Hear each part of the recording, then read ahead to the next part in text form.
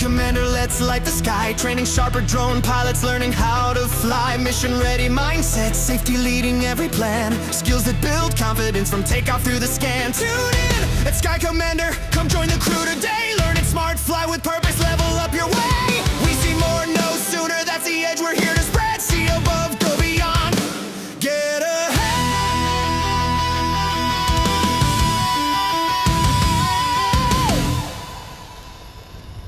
Okay, let's get started. Usually you think about flying a drone and there's just this immediate expectation of automatic awe. Oh, absolutely. You push the throttle up, the motors scream, and the aircraft lifts 100 feet into the air, and suddenly the world just looks incredible. Right. It's a total perspective shift. Yeah. And you get this false sense of accomplishment because, well, you think the altitude is doing all the work for you. Because it provides this instant cinematic scale. Mm-hmm. You clear the tree line, the horizon suddenly cracks open, you see the curvature of the landscape. It's beautiful. It is. And it feels undeniably impressive simply by virtue of being in a position the human body cannot naturally reach. The camera is floating, so the brain just assumes the image is inherently valuable. But then you pack up, you drive home, you pull the micro SD card, and you load that footage onto a massive, color-accurate monitor. And the reality sets in. Exactly. That magic completely evaporates. You're staring at a visual landscape that is, honestly, just mushy. Mushy is the perfect word for it. It feels incredibly random. The awe you felt in the field simply did not translate to the pixels on the screen. Which is the absolute definition of a visual so what. A so what, right? Yeah, you put a camera in the sky, but placing a camera in the sky does not automatically make the subjects below it interesting. It merely makes them aerial. The vantage point changed, but the visual intent was entirely absent. Well, welcome to the deep dive. Today, we are tearing into a massive stack of notes, framework documents, and masterclass materials completely dedicated to the art, the hard science, and the surprisingly deep psychology of drone cinematography. It's a lot to unpack. It really is. And our mission today is to bridge a very specific, very frustrating gap for you.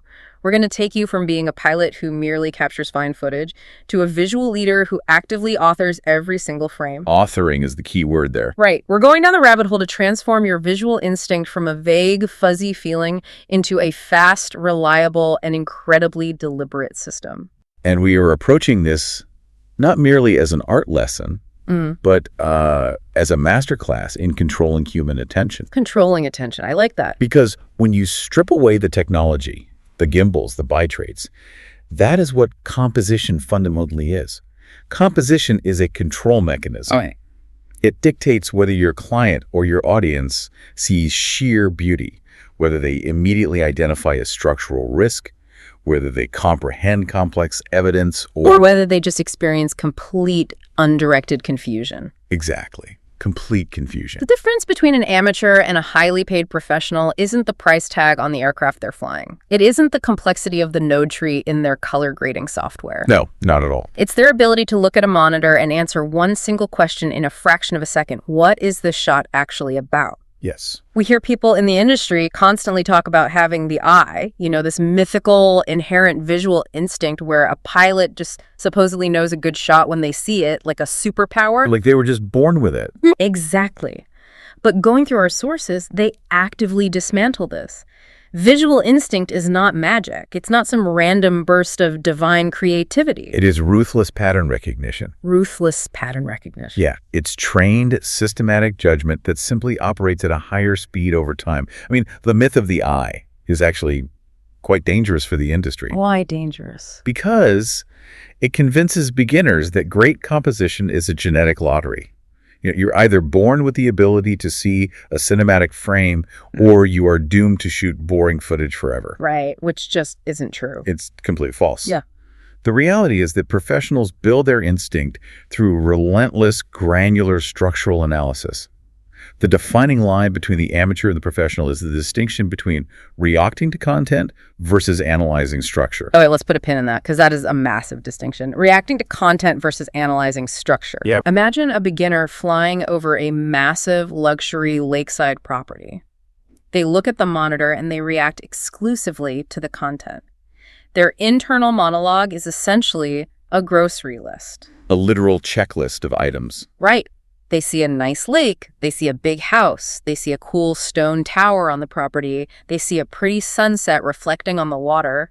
They are just mentally cataloging the ingredients that happen to be in front of the lens. They're responding to the literal objects in a completely passive way. Right. But when a professional pilot hovers in that exact same GPS coordinate, looking at that exact same property, they completely ignore the what and immediately analyze the how. So what do they see instead? They look at the frame and they see a geometric anchor. They see leading lines drawing the eye from the bottom left quadrant to the upper right. They look for separation between the roof line and the trees behind it. Wow, so it's way more technical. Very technical. They evaluate depth. They spot visual clutter that needs to be cropped out. They assess the weight of the negative space in the sky, and they visualize a motion path. It's an entirely different cognitive process. Makes sense. Because a beautiful scene is not automatically a successful shot. A scene only becomes a shot when the underlying structure forces the human eye to look exactly where the pilot wants it to look. It's like the difference between how a hungry diner looks at a plate of food and how a Michelin star chef looks at it. Oh, that's a great analogy. Right. A beginner looks at a scene like a diner sitting at a table. Oh, wow, that looks delicious. I'll take a picture of that. Yeah. But a professional looks at that exact same scene like the chef in the kitchen. This needs a hit of acid, it needs less salt, the sear isn't even, and we need much tighter plating to draw the eye to the protein. Yes. The chef is looking at the underlying mechanics of why the dish works. Exactly. Yeah. And to develop that chef-level mechanical understanding of a frame, our sources introduce a brilliant framework, the 3 speeds of visual thinking: slow, medium, and fast. And misunderstanding these speeds is where so many talented pilots just hit a plateau. Because everyone just wants to jump to the fast part, right? Everyone wants to immediately operate in fast thinking. Because fast thinking is the glamorous part. It's what you use during live high-pressure shooting. The drone is in the air, the battery is dropping by the percentage point, the golden hour light is fading fast, the wind is picking up. And you're just making these split-second, calm, instinctive framing decisions. Right. But the hard truth of the masterclass materials is this. You cannot possibly achieve fast thinking without doing the agonizing slow work first. And slow thinking doesn't even happen with a controller in your hands, does it? Not at all. Slow thinking happens at your desk. Okay. It happens when you pull up a frame of footage, maybe your own, maybe a movie you admire, and you literally pause the video. You sit there for 10 minutes looking at a single still image, Just studying it.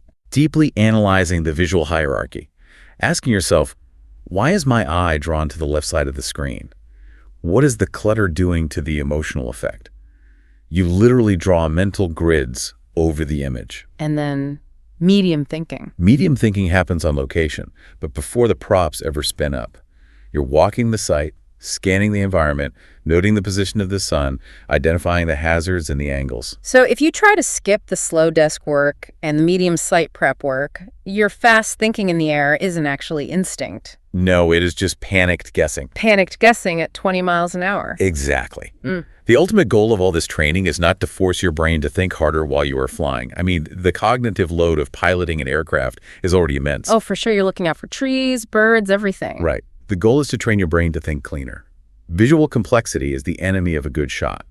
You have to reduce the infinite chaos of the real world into a few highly useful binary questions. And to build those clean, trusted instincts, our sources provide a phenomenal field sequence. It's designed to be run through your head the moment you arrive at a location. It's called the ALPS method.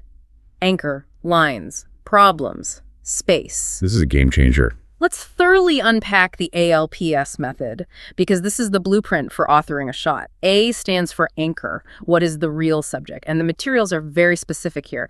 The anchor is rarely just the physical object itself. It's the object intrinsically tied to its context. Give me an example of that. Sure, so if you're hired to shoot a modern glass house on a cliff, the anchor is not the house. If the anchor was just the house, you could shoot it from the driveway and be done. Right, but that's boring. Exactly. The true anchor is the house's precarious relationship to the edge of the cliff. Ah, I see. Or if you're inspecting a massive transmission tower, the anchor is not just the steel lattice. It is the tower rising above the dense forest canopy to maintain the transmission corridor. So it's about the story of the object. Yes. The moment you arrive on site, you must force yourself to define the shot in one single, highly specific sentence. That sentence becomes your mission statement. It sharpens every subsequent decision you make about the frame. Because if you can't name your anchor, your composition will invariably turn to visual mush because the camera doesn't know what it's supposed to care about. Perfectly said. Which naturally brings us to L for lines. Once you have your anchor, let's say it's that glass house on the edge of the cliff, you have to ask, what line, what geometric shape, what natural edge or a repeated pattern in the environment is actually going to guide the viewer's eye directly toward that anchor? And from the air, lines are everywhere. Right. A winding river, a long driveway, a line of planted trees, the literal edge of the cliff itself. The lines are the conveyor belts for human attention. They are. But before you blindly follow those lines, you hit P in the ALPS method, which stands for problems. What is actively weakening this frame right now? Oh, this is a big one. Spotting problems before you hit the record button is perhaps the most professional instinct you can cultivate. Because spotting the problem before you shoot saves hours of agony in the editing bay. What kind of problems are we talking about here? Well, it could be a crooked horizon line that makes the ocean look like it's spilling out the side of the frame. You hate that. Right. Or it might be a bright, reflective white van parked in the background that is pulling the viewer's eye completely away from the anchor. Always a white van. Always. Or it could be an awkward edge crop where the top of a beautiful oak tree is just barely snipped off by the top of the frame, creating this awful visual tension. Or what about contrast? Exactly. A lack of tonal contrast. Your dark gray subject is sitting in front of a dark gray mountain, and they are completely blending into a single flat shape. Truly polished, high-end aerial footage is very rarely the result of adding something brilliant to the frame. It's about taking things away. It is almost always the result of systematically removing everything that is weak. Subtracting the distractions until only the anchor remains. And finally, we arrive at S for space. What deserves room in this frame, and what should be aggressively reduced? Which is a question beginners rarely ask. Right. A beginner framing a shot will just ask themselves, does this object belong in the picture? But a professional asks, how much room does this object deserve based on its importance? Because space is never neutral. Right. If you tilt your gimbal up and give 70% of your frame to a massive, towering thunderhead in the sky, you're actively commanding the viewer to feel the weight in the weather. You're telling them that the sky matters more than the ground. If we synthesize this, the ALPS method anchor, lines, problems, space acts as a forcing function, it forces you to read a chaotic three-dimensional world as a structured two-dimensional canvas. Let's apply it to a practical scenario for the listener. You're hired to film a bridge spanning a dried-out riverbed. Okay, let's run the method. Your anchor. The bridge's stark isolation in a drought-stricken landscape. Your lines. The deep, jagged cracks in the dry riverbed that naturally point toward the concrete pylons. Love that. Your problems. There is a brightly colored billboard on the highway, a quarter-mile behind the bridge, that is visually screaming for attention. Huge problem. And then your space. You decide to point the gimbal sharply downward, giving 80% of the frame to the cracked, devastated earth of the riverbed, minimizing the sky, and intentionally cropping out the billboard entirely. And look what you just did. By running ALPS, you didn't just capture a picture of a bridge, you authored a shot about isolation and drought. You completely removed the guesswork. And here is the fascinating psychological shift. Once you train your brain to look for that structure, once you start seeing the world through the ALPS framework, you can never unsee it. No, it ruins you in the best way. It really does. The very next thing that happens in your progression as a pilot is that you start noticing all the tiny, quiet, insidious flaws that absolutely ruin a shot. Mistakes in aerial composition almost never scream disaster at you. Right, a screaming disaster is easy to spot. You flew into a tree or the camera was completely out of focus. But structural composition mistakes don't scream, they whisper. They whisper, almost good. Almost good. That is so true. And that whisper is exactly what keeps thousands of pilots permanently stuck in the decent zone. And the decent zone is a massive trap. Why is that? Because the footage is technically clean. The 4K resolution is crisp, the frame rate is smooth, the gimbal isn't vibrating, but when you watch it, it just doesn't land. It lacks impact. It feels completely unauthored. Yeah. And if we look at the masterclass notes, the very first and most pervasive silent killer of drone footage is the slightly tilted horizon. The tilted horizon. A tilted horizon does not just make a shot look a little bit messy. Yeah. Psychologically, it operates as a fundamental trust signal. Wait, a trust signal. You mean because the human brain is so intensely hardwired for gravity and balance, the second we see a tilted horizon, we subconsciously assume the person operating the camera isn't fully in control? Precisely. Human beings possess an incredibly sensitive vestibular system. Our brains are constantly, obsessively checking visual inputs to ensure our environment is upright, stable, and physically coherent. It's a survival mechanism. Exactly, it's a survival mechanism. When a viewer looks at a screen and sees a horizon that is off by even 1 or 2 degrees, it triggers a microdose of subconscious physiological unease. Oh, wow. So they actually feel it physically. Yes, and this effect is massively amplified in aerial cinematography because drones frequently shoot vast, simple visual references. The flat line of an ocean, the endless stretch of the plains, or the strict vertical geometry of a city skyline. Right. When those massive references are crooked, it instantly communicates to the viewer that the pilot was rushed. It tells them the pilot was careless or overwhelmed by the sticks or simply unobservant. Which is terrible for your brand.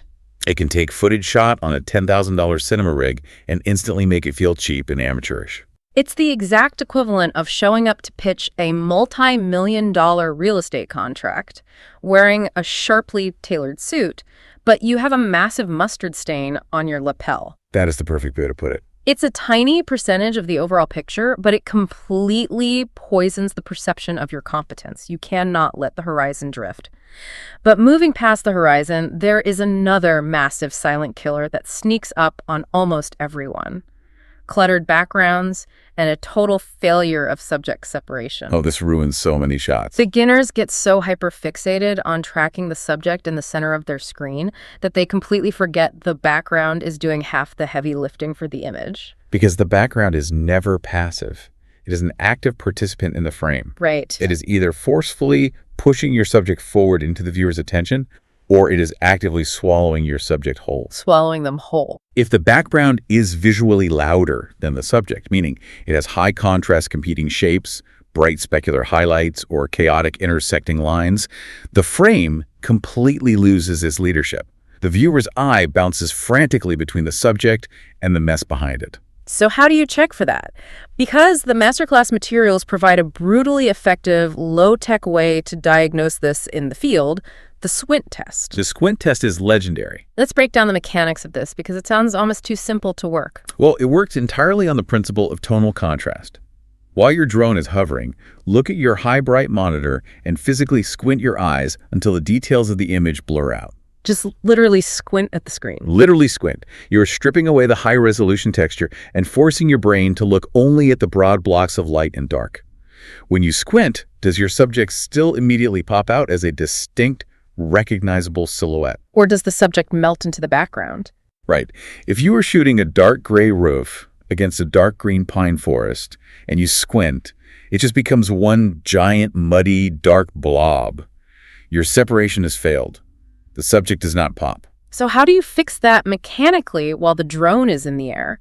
If the roof is dark and the forest is dark, you can't magically paint the house white. No, but you can change the geometry of the background. By moving the drone. Exactly. You utilize altitude and parallax.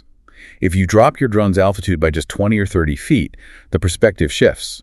The background behind the subject moves faster than the subject itself. Oh, right. Suddenly, the dark green forest sinks below the roof line, and the dark gray roof is now silhouetted against a bright, solid blue sky.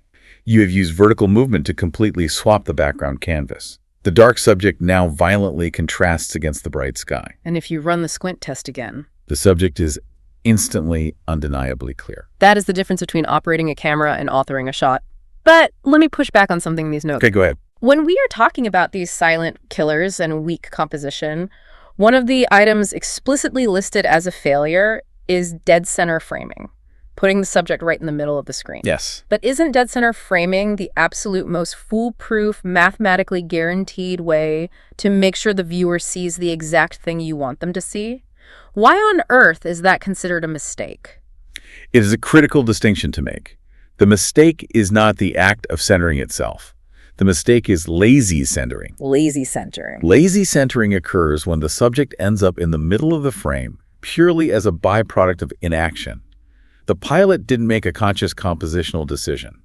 The subject is in the middle simply because that is where the drone's nose happened to be pointing when they pushed the left stick forward. Just default flying. Right. It feels unimaginative, it flattens the emotional tone of the scene, and it completely ignores how the subject relates to its surrounding environment.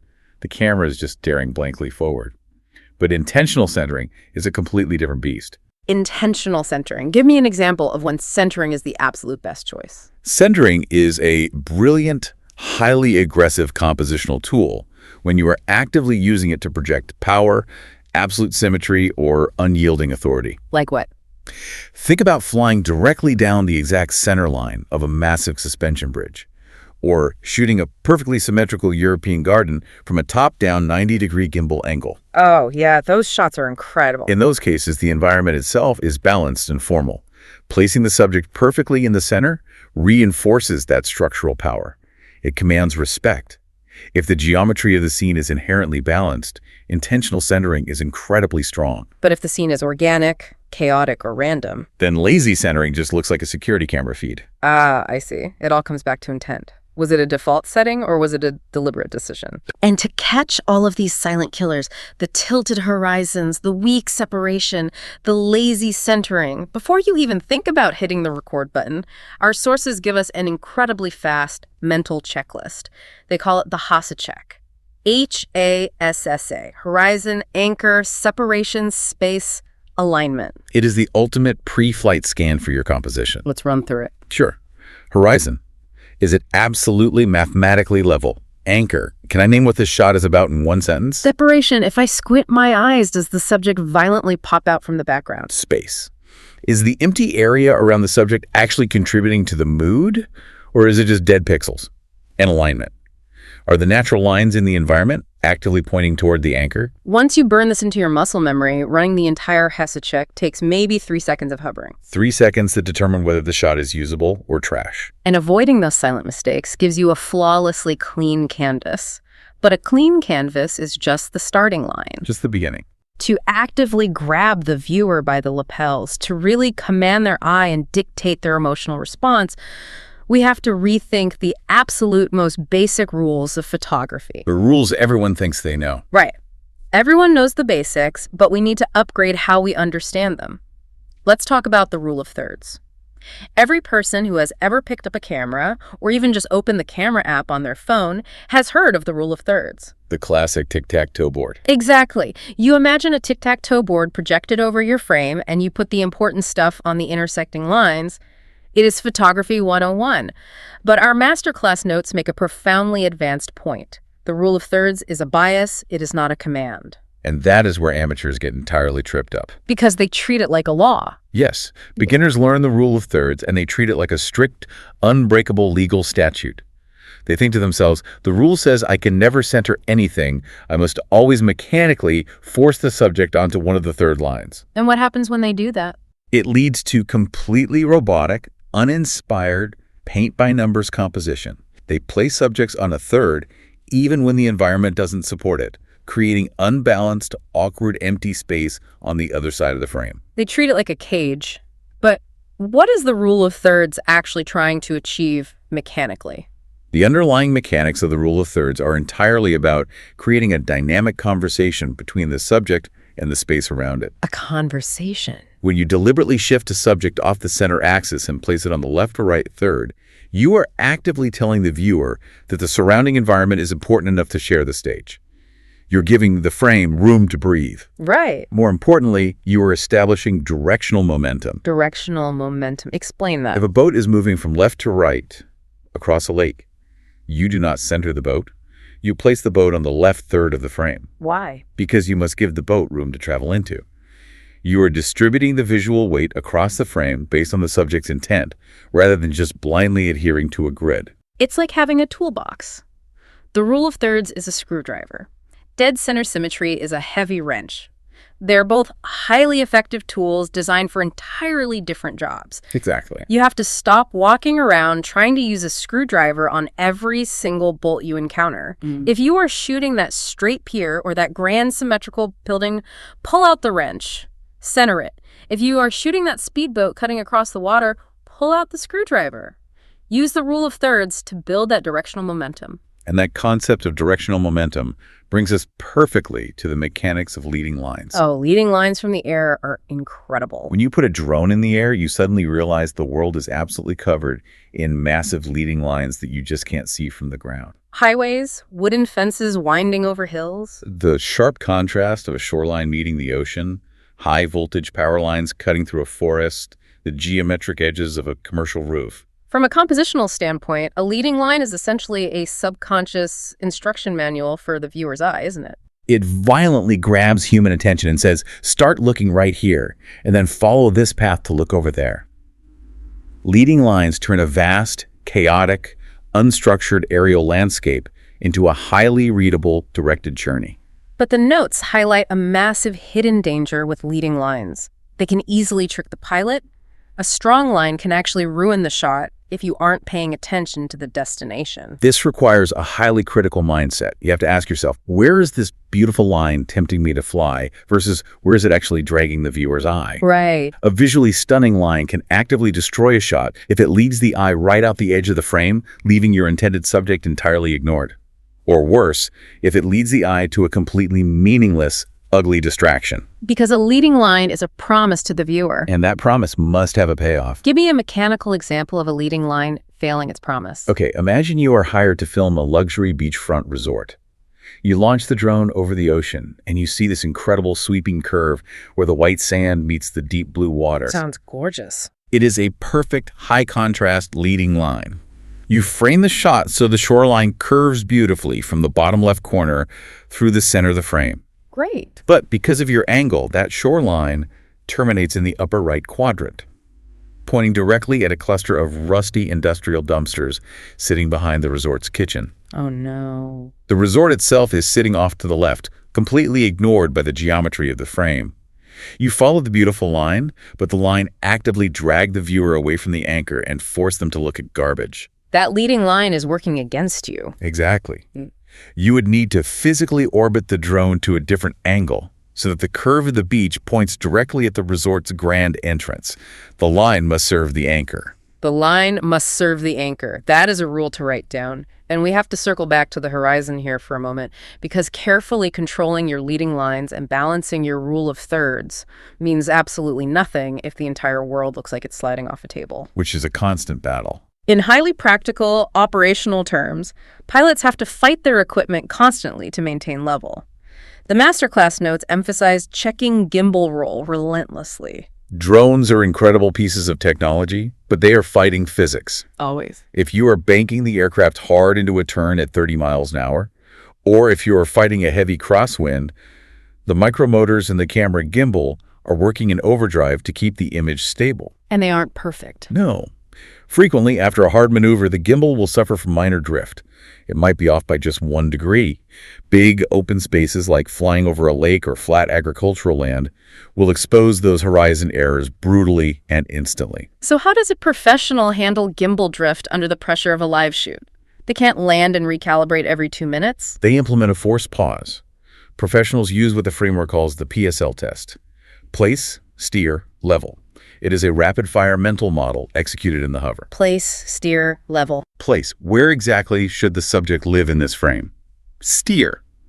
What environmental line is steering the eye toward that placement? Level. Is the horizon locked, stable, and completely trustworthy? Place, steer, level. You finish your maneuver, you let go of the right stick, you let the aircraft hover for 3 full seconds to let the gimbal settle and find true level, you run the PSL test, and then you begin recording the actual pass. It ensures the fundamental architecture of your shot is completely sound before you waste SD card space. So we have the mechanical tools to place the subject. We have the grid, the lines, the level, but where exactly does the subject belong on that grid? That is the million-dollar question. Because the answer to that question completely changes the psychological feeling of the footage. We are entering into the deep psychology of subject placement and what the framework calls the frame's promise. Yeah. Because a camera frame is never a neutral window into the world, is it? It is always making an active argument about reality. That is perhaps the deepest truth of visual composition. The exact moment you choose your altitude, your angle, and your subject placement, you are actively interpreting the scene for the viewer. You're telling them how to feel about it. Wow. As we established, placing a subject dead center makes an argument that is strong, formal, iconic, and undeniable. It says, look at this object. There is no hesitation, there is no distraction. This is the center of the universe. But if we shift that subject to the side, putting them on the far left or far right, the argument completely changes. It does. It suddenly feels natural, it feels spacious and inherently cinematic. Side placement creates a sense of discovery. It argues to the viewer that the subject does not exist in isolation, but rather it exists within a larger, complex world, and that the surrounding environment is actively participating in the story. Exactly. And that psychological manipulation goes even further when we discuss vertical placement on the y-axis. So moving things up and down. Right. Placing a subject very low in the frame, say, the bottom tenth of the screen, forces you to surrender a massive amount of real estate to the space above it. Usually from a drone, that means the sky. And what does that do? Giving the sky that much visual dominance emphasizes weather, it emphasizes massive scale, and it can profoundly alter the emotional state of the subject. Let's play out a scenario with low vertical placement. Imagine you are filming a small, isolated cabin in the mountains. Perfect example. If you place that cabin dead center, it's just a picture of a building. Right. But if you tilt the gimbal up and place that tiny cabin at the very bottom edge of the frame and fill the other 90% of the screen with a massive, brooding, dark purple thunderstorm rolling over the peaks. Oh, wow. The frame is making a massive emotional argument. The cabin suddenly feels incredibly vulnerable. It feels fragile against the raw power of nature. But what if the sky is different? Conversely, if the sky is a brilliant, glowing sunrise, that exact same low placement makes the cabin feel aspirational and hopeful. The placement dictates the emotion. And if we invert that, placing the subject extremely high in the frame near the top edge. High placement completely eliminates the sky. It forces the viewer to stare at the ground. It emphasizes the terrain, the texture of the earth, the geometric approach paths leading to the subject. Give me a real-world use for that. If you are shooting a commercial real estate property with a complex, beautiful, winding driveway through a forest, placing the building at the top of the frame allows the viewer to visually travel up that entire driveway before arriving at the destination. It highlights the journey and the context of the world below. What fascinates me in the masterclass materials is how these psychological placements are put to the test. They use something called the first-second test. It's a brutal metric. It really is. If someone who has never seen your footage before looks at your frame for exactly 1 single second, just a flash on the screen, with absolutely no audio and no explanation, will their brain instantly understand what matters? If your subject is placed properly, utilizing the right grid and the right lines, their eye will snap to the anchor, follow the path, and absorb the intended emotional turn in less than a second. And a critical mechanical part of passing that first-second test is mastering directional space, which cinematographers often refer to as nose room. Nose room, yes. This is so intuitive once you see it, but so jarring when it's done wrong. If a subject is physically moving toward the right side of the screen, or even just looking right, like a large house with massive panoramic windows facing a specific view on the right, that subject absolutely requires empty negative space on the right side of the frame. It is a physiological expectation. The viewer's brain needs to see the space the subject is intending to occupy. Right. If you place a car moving right on the far right edge of the frame, you are crowding its directional path. The frame instantly feels boxed in, claustrophobic, and highly anxious. Like it's about to hit a wall. The viewer subconsciously feels like the subject is about to violently crash into the edge of their television screen. You must give the action room to breathe. Okay, let me throw a wrench into this theory. Let me push back. Sure. We talked about placing a subject really low in the frame to emphasize the massive scale of the sky, creating that feeling of vulnerability or aspiration. Yeah. But what if I am flying on a Tuesday in August and the sky is totally blank, just a flat, featureless, hazy, washed out blue? If I put the subject low and give that boring sky 80% of my frame, didn't I just completely ruin the shot? You absolutely did. You killed the shot entirely. Because there is a cardinal rule of negative space. The space above or around a subject must actively earn its keep. Negative space is not just a trash can for empty pixels. It is highly controlled emptiness that is supposed to increase the structural power of the subject. Controlled emptiness. So how do you adapt when the environment doesn't cooperate? If the sky is dramatic, textured, and beautiful, low placement works brilliantly. The sky earns its keep. But if the sky is a blank, hazy, blown-out mess, Giving it 2/3 of your visual real estate is just aggressively highlighting a massive weakness in the environment. You're showing off nothing. You are giving visual priority to absolutely nothing. In that scenario, a professional pilot instantly pivots. You roll the gimbal wheel down 15 degrees. You place the subject higher in the frame, completely chopping the ugly sky out of the picture. Right. And you use the geometric patterns of the landscaping, the driveway, or the surrounding forest as your supporting negative space instead. You adapt the placement to hide the environment's weaknesses and highlight its strengths. Adapting on the fly. Which is the perfect transition because all of this placement logic, the thirds, the lines, the nose room, the low and high framing, all of it works perfectly, flawlessly if you are a photographer taking a static still image. Which we are not. Exactly. We are talking about drones. Drones fly. They move through three-dimensional space. The exact moment you touch those control sticks and push the aircraft forward, every single geometric rule we just meticulously built is at risk of violently falling apart. It happens in an instant. The environment shifts, the lines warp, and the background changes. Which brings us to a core tenet of our sources. Motion exposes composition. This is the crucible. This is where the massive gap truly opens up between a hobbyist who captures smooth footage and a visual leader who authors dynamic shots. Because motion doesn't fix a bad shot. The masterclass materials state it unequivocally. Movement does not create structural order. Movement only reveals whether structural order was there to begin with. That is so profound. Beginners have this fundamental misunderstanding of why drone footage looks cinematic. They think, I have this expensive flying robot, let me just fly it in a smooth, sweeping arc, and the motion itself will make this boring scene look cool. They treat complex drone moves like a menu of cheat codes. I'll throw an orbit at it, I'll do a pullback reveal. But the professionals approach it entirely backwards from that. They don't start with the motion, they meticulously design the frame before they ever choose the flight path. They solve what the framework calls the hover frame first. A hover frame, let's dig into that. If you let go of the sticks and the drone just hovers perfectly still in the air, does the static image look structurally powerful? Does it pass the ALPS check? Right. If the hover frame is weak, unbalanced, or cluttered, adding 30 miles an hour of forward motion will not miraculously save it. It will usually just make the weakness vastly more obvious and nauseating to watch. It's the equivalent of putting aerodynamic racing stripes on a car that has a completely blown engine.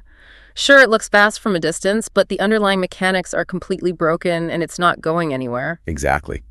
Amateurs use camera motion to try and desperately rescue a boring shot. Professionals use camera motion to take a structurally perfect shot and multiply its impact. The motion is not the star of the show. The motion is the multiplier.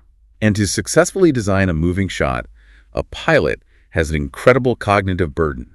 They actually have to hold 3 distinct, complete frames in their head simultaneously before they fly. 3 frames at once. The opening, the development, and the payoff. And managing those 3 phases is incredibly difficult because as the drone physically travels through the air, the parallax effect causes the background to shift, the leading lines to bend, and the subject size to radically alter. It's a lot of variables.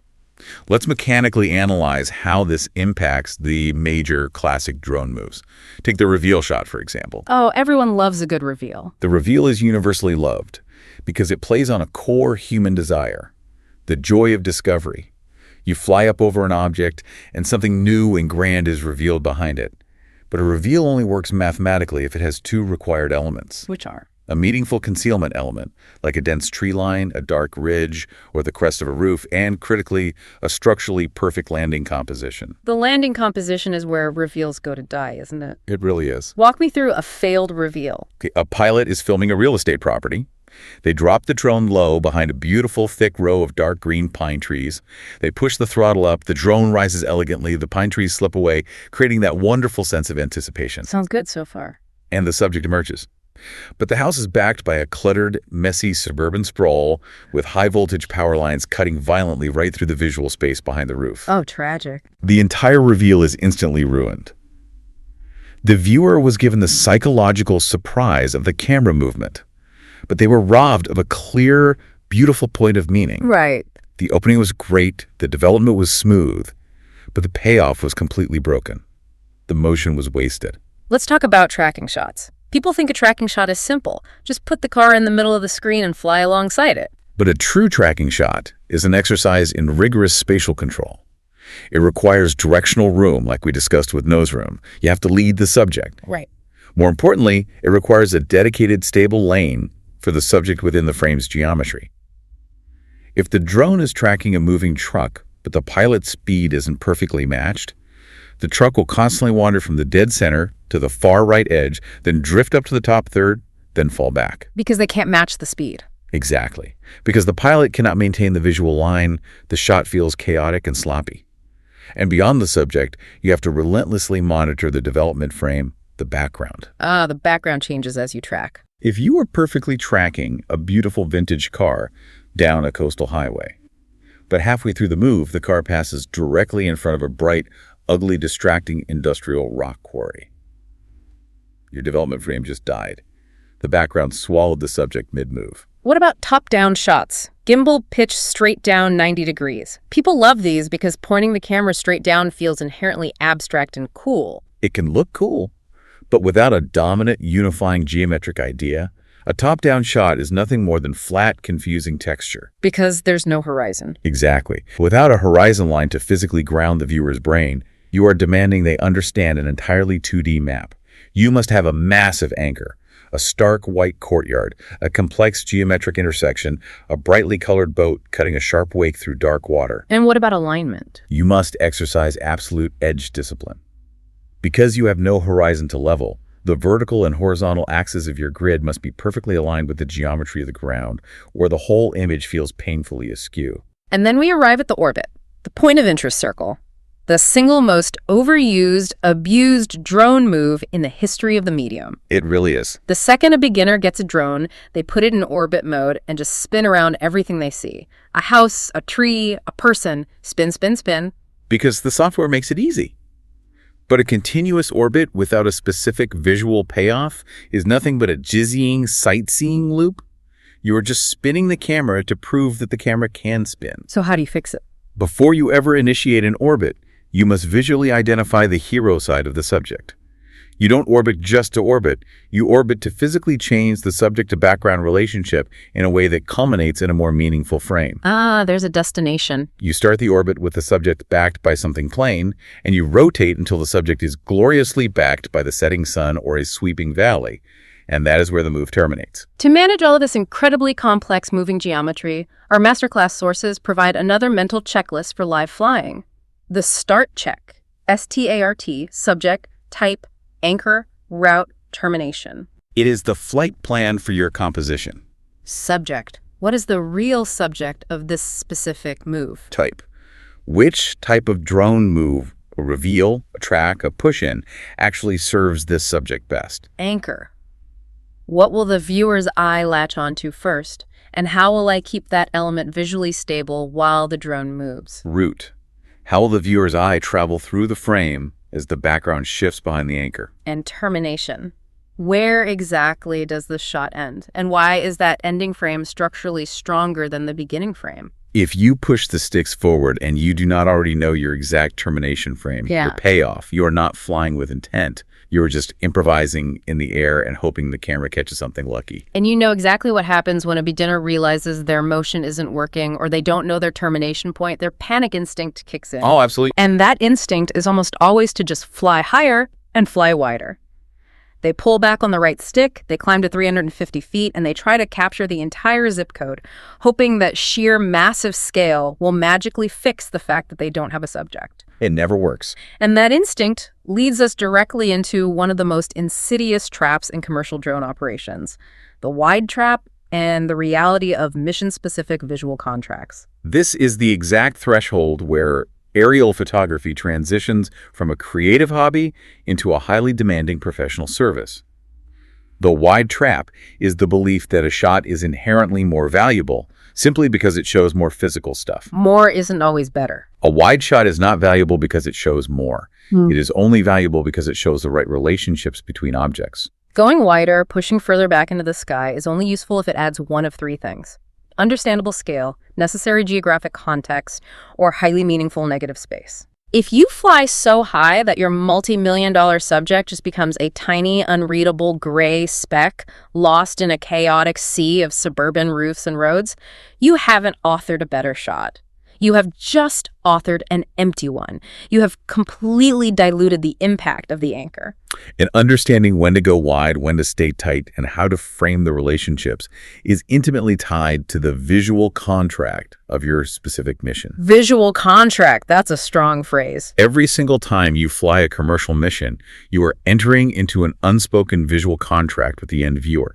You are making a promise about what kind of information they're about to receive. Right. And the visual language that wins awards in one industry will absolutely get you fired in another. What works for a sweeping, emotional, luxury real estate video will be completely rejected for an engineering roof inspection. Let's do a massive deep dive into these different contracts because this is where the theory hits the paycheck. Let's start with real estate. In high-end real estate, the visual contract is entirely about selling desire. The viewer is not buying wood and glass. They are buying status, privacy, and setting. Right, they want the lifestyle. Exactly. So a purposeful wide shot in real estate must actively make the home feel more valuable. You utilize premium negative space to elevate the property. How does that look in practice? If it's a lake house, your wide shot must be heavily weighted toward the open water to emphasize the recreation and the view. If it's an estate, the wide shot must showcase the vast manicured lawns to emphasize privacy from neighbors. The house remains the anchor, but the sweeping environment is the emotional selling point. Yes, and the camera movements should be slow, elegant, and perfectly dampened. Now, imagine you take that exact same elegant, sweeping, emotional camera movement and you apply it to an industrial inspection. You are hired to fly a drone to look at the rusted lattice of a massive cell tower or cracking bridge joint. If you hand an engineer a cinematic golden hour orbit of a rusted bolt with a slow, dramatic reveal, what happens? You actively infuriate the client. Right. Because in the inspection sector, the visual contract is about proving the truth. The engineer does not want beauty. They want absolute clarity, exact repeatability, and precise spatial context. Beauty is entirely secondary to hard utility. A wide shot in an inspection video is not about establishing a mood. It is the critical "where are we" shot. The where are we shot. Break down the mechanics of that for an inspection. Okay, if you find a severe structural crack on a bridge pylon, you cannot just film a tight macro shot of the crack and send it in. The engineer looking at the footage won't know if that crack is on the north side, the south side, near the water, or near the road deck. They have no context. The wide shot's job is to establish the entire asset and its exact surroundings. You start wide, clearly showing the specific pylon in relation to the shoreline. Then, in a single, unbroken, completely uncinematic straight-line drone movement, you fly directly toward the crack. You're drawing a map. You are creating an undeniable visual map, so the repair crew knows exactly where to go. The framing must be completely devoid of artistic ego. That is a brilliant contrast. What about infrastructure? Filming pipelines, high-voltage transmission corridors, or highway construction? For infrastructure, the contract is showing systems and connectivity. You are not highlighting a single house or a single rusted bolt. You are showing how a massive asset physically interacts with the earth over miles. The route is the subject. The logic of the route is the actual subject. A wide shot here must show the corridor cutting through the terrain, the access paths for the maintenance trucks, and the clearances from the trees. And I imagine the horizon line is critical here. Oh, absolutely. Strict horizon control is paramount in infrastructure. Long linear assets like pipelines or highways will brutally expose any gimbal tilt, instantly making the engineering look flawed. And then we pivot entirely to the tourism sector, filming a coastal destination, a national park, or a mountain resort. Tourism is the contract of creating deep longing and place identity. Emotional scale is the only metric that matters. So you want them to feel tiny compared to the landscape. Exactly. The wide shot needs to let the landscape breathe massively. You want to place the human element? A tiny hiker, a small sailboat, extremely small in the frame, to emphasize the overwhelming majesty of the environment. The camera movements need to feel like a journey. You are visually promising the viewer that this place will make them feel awe. And finally, the training and education sector, creating videos to teach heavy machinery operators or first responders. The contract is teaching, and the absolute enemy of teaching is ambiguity. Ambiguity must be violently removed from the frame. A wide shot in training needs to establish the exact spatial logic of the setup. Where is the fire truck parked relative to the burning building? Where are the supply lines running? No lens flares, no dramatic lighting. Too much cinematic flare, dramatic lighting, or aggressive lens flares will obscure the critical details. The framing must be as clear and readable as an instruction manual. So, Connecting all these dots. Real estate wants the subject to feel highly valuable. Inspection wants the subject to feel undeniably clear. Infrastructure wants the system to feel connected. Tourism wants the destination to feel magnetic. Training wants the scenario to feel completely understandable. Yes. You aren't just changing the camera angle when you fly these different jobs. You are changing the entire foundational language you are speaking to the client. You have to know which language to speak before you launch. That synthesis is completely spot on. The mission dictates the composition. Right.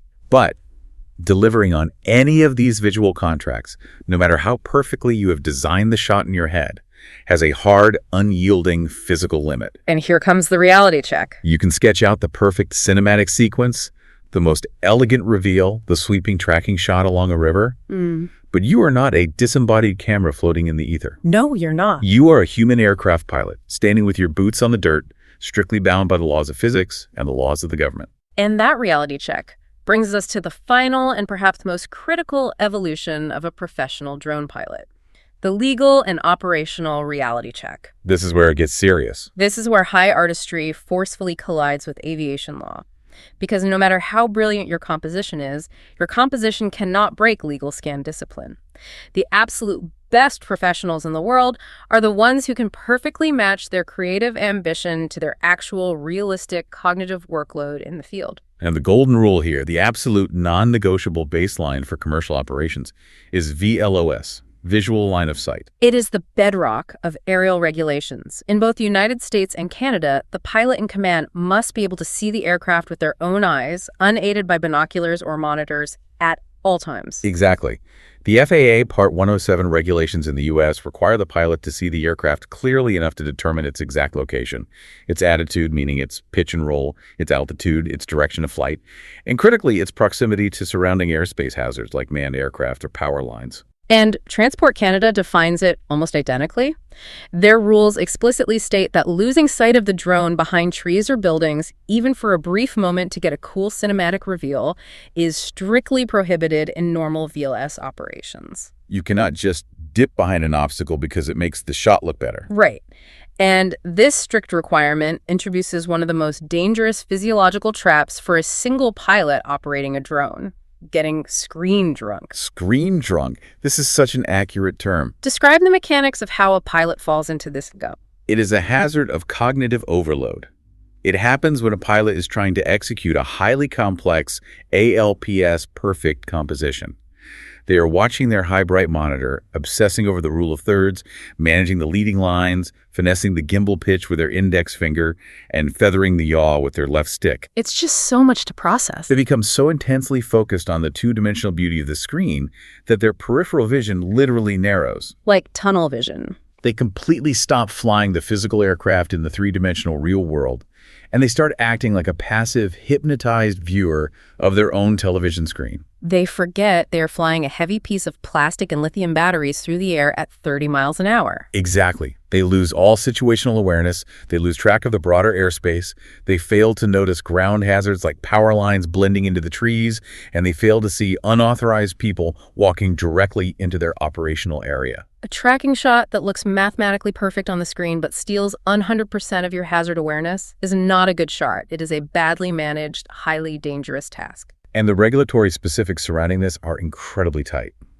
Let's look at Canada first. Under Transport Canada's rules, basic operations require staying out of controlled airspace entirely and maintaining a strict 30-meter horizontal distance from all bystanders. Now, the notes do mention the expanded regulations, the SOR 2025-70 changes that took effect late last year in 2025. Those changes did open up some lower-risk BVLOS beyond visual line of sight and extended VLOS privileges. But, and this is a massive critical caveat, that expanded access is only legally available if you are fully certified, documented, and explicitly authorized for those specific complex operations. Right. It's not a free-for-all. It involves heavy risk assessments and hardware requirements. For standard day-to-day VLOS commercial flights, the rules remain absolute. You cannot fly your drone behind a barn to get a dramatic reveal if it breaks your direct visual line of sight. And the regulatory landscape is very similar in the United States under FAA Part 107.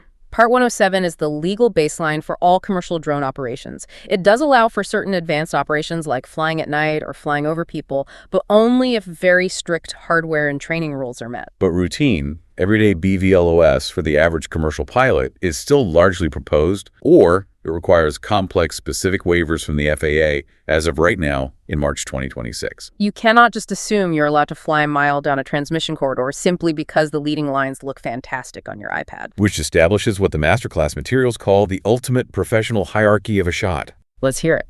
When you are in the field, making decisions under pressure, every single frame must pass through this exact filter in this exact order. First, is it a legal shot? Does it comply with airspace and VLOS rules? Step 1. Second, if it is legal, is it a safe shot? Are we clear of hazards, people, and property risks? Step 2. Third, if it is legal and safe, is it a clear shot? Does it fulfill the client's visual contract without ambiguity? Okay. And only then, fourth, is it a beautiful shot?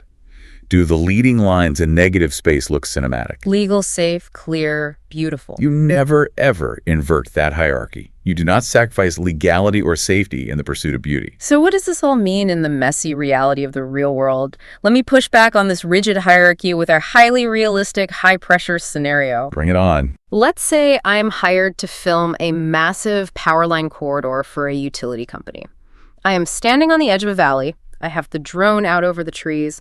I'm looking at my screen, running the ALPS method, and I realize that if I just push the drone 500 feet further down the line, I will capture the absolute perfect geometric leading line as the towers cross over a winding river. It's tempting. It will be the shot of the day. But flying that extra 500 feet pushes the drone right to the absolute ragged edge of my visual line of sight. It becomes a speck I can barely orient, or maybe it dips slightly behind a ridge, breaking VLOS entirely. Yep, happens all the time. And my client, the utility manager, is standing right next to me, looking over my shoulder at the monitor, and they are actively pushing for it. They are saying, keep going, push it further, that river shot looks amazing. How does a true professional handle that exact moment of pressure? That scenario is the ultimate test of a professional pilot.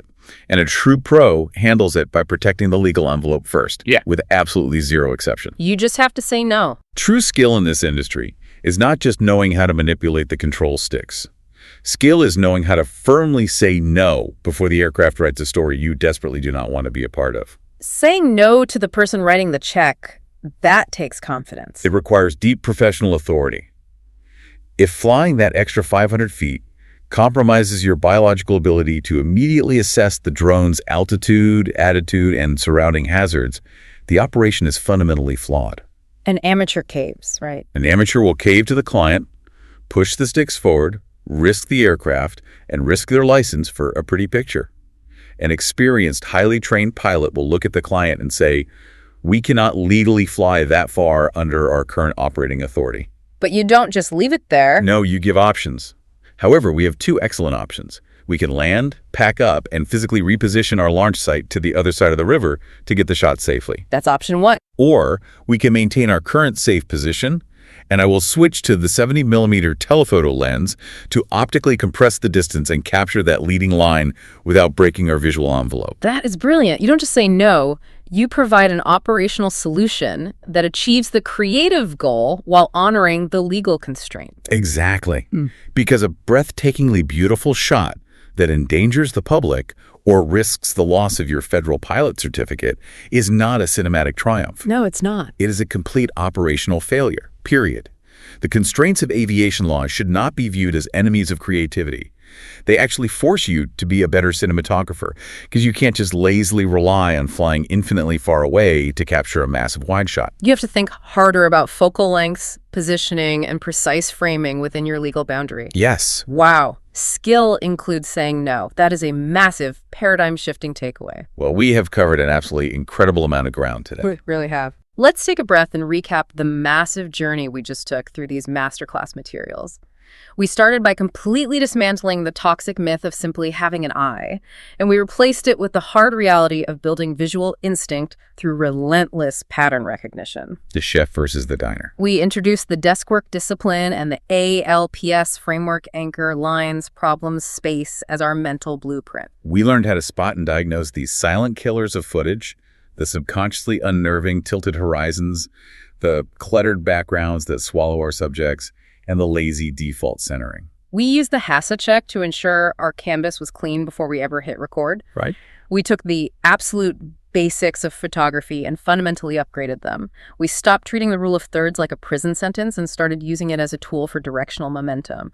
We learned that leading lines are promises that must have a payoff. And we used the PSL test place steer level to manage the physical drift of the gimbal under pressure. We dove deep into the psychology of subject placement, understanding how shifting a subject high, low, center, or side completely alters the emotional argument the frame is making. And then we took all of that static perfection and threw it into motion.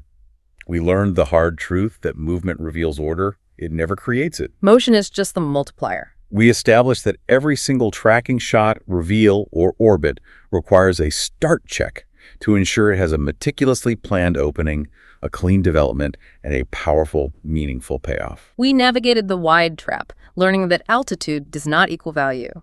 We broke down the highly specific visual contracts required for real estate, inspections, infrastructure, tourism, and training, proving that the mission dictates the lens language. And finally, we anchored all of this soaring cinematic creativity in the absolute, unyielding bedrock of strict operational legality, VLOS discipline, and professional hazard management. If we have to distill the entirety of this deep dive, all the frameworks and psychology, into one single guiding sentence, it is this. Aerial composition is not about making the frame prettier. It is about placing human attention with deliberate, unwavering purpose. It is, at its core, visual leadership. Visual leadership, that's it exactly. Visual leadership. I love the weight of that phrase. And to you, the listener, as we wrap up this massive deep dive, I want to leave you with a final provocative thought to mull over. When we fly a camera, when we push those motors into the sky, we are doing something historically profound. It really is a privilege. We are literally escaping the boundaries of the human perspective. Right. For thousands of years, we were locked to eye-level reality. Now we get to break free from that constraint. We get to see the vast geometry, the staggering scale, and the hidden sweeping patterns of the world that were previously invisible to us. It is a profound shift in how we process our environment. It is. So the very next time you are standing firmly on the ground, looking out at a landscape, a building, or a city street, ask yourself a question. If I could step out of my body and see this exact scene from 100 feet in the air, what hidden structures, what invisible sweeping leading lines, and what silent massive anchors would suddenly reveal themselves to me? How does framing our world from the sky fundamentally change how we value and understand the ground we walk on every single day? It changes the entire context of our reality. Because remember what we established at the very beginning of this journey. The altitude does not do the work for you. Pushing the throttle up does not miraculously make magic. You do. Thank you so much for joining us on this deep dive. Take these frameworks, take these mental checklists, go out into the field and start truly deliberately authoring your shots. We will see you next time. That's a wrap on today's mission, Commander. See above, go beyond, get ahead. For more training, tools, and intel, head to skycommander.ca. If you learned something new, share it, subscribe, and leave us a 5-star debrief.